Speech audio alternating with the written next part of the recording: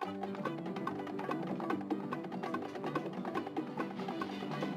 evening.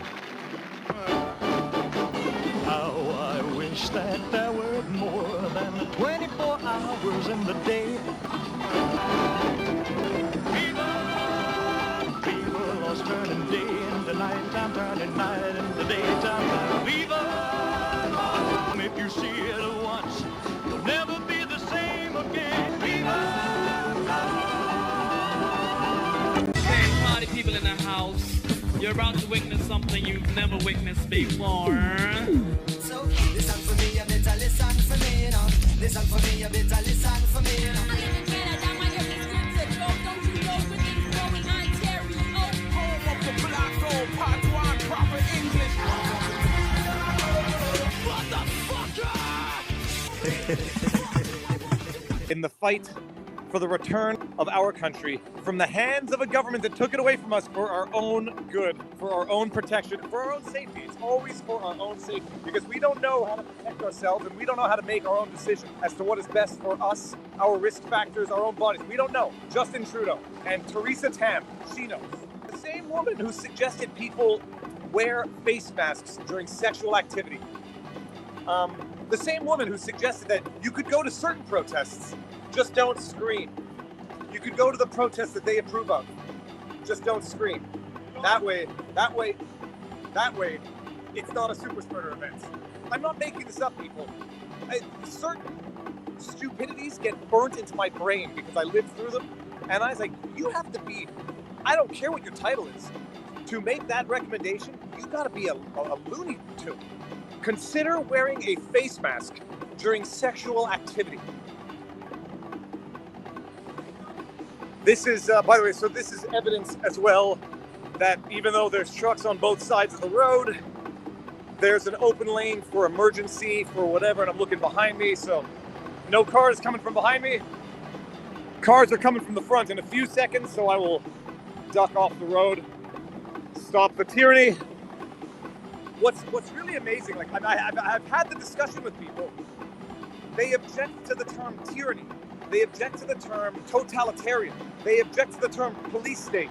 And I'm like, if you don't think that the government detaining you by what is effectively house arrest, if you don't think that the government forcibly ordering you to be detained in your house by curfew is not house arrest, we have different definitions. Provincial variance, Viva. Yeah, that's what it is. Because as of 2 weeks from now, the science is going to be different than the science today. I would say it's pathological as far as policy goes, and then it's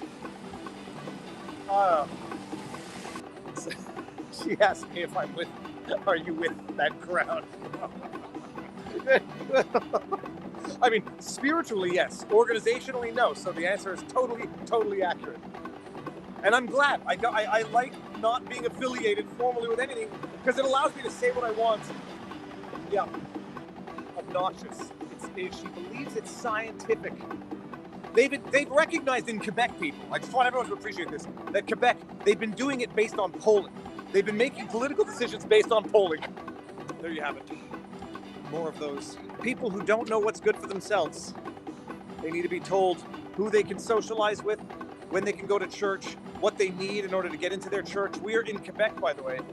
Supreme Leader François Legault has imposed the vaccine passport requirements to go to church. And when did he impose it, by the way? When would a psychological abusing tyrant, when would an abusive partner impose a vaccine passport to get into a church for full psychological devastation? A week before Christmas. Science.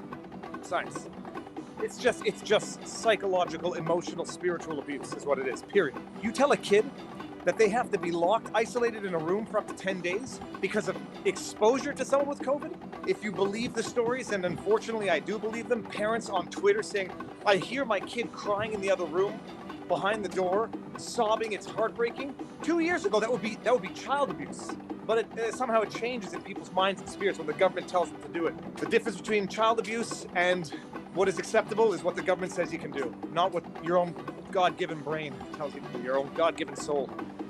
Well, it's funny. It's right on line with what I was saying in terms of some people don't think it's tyrannical to tell you what you have to put on your body.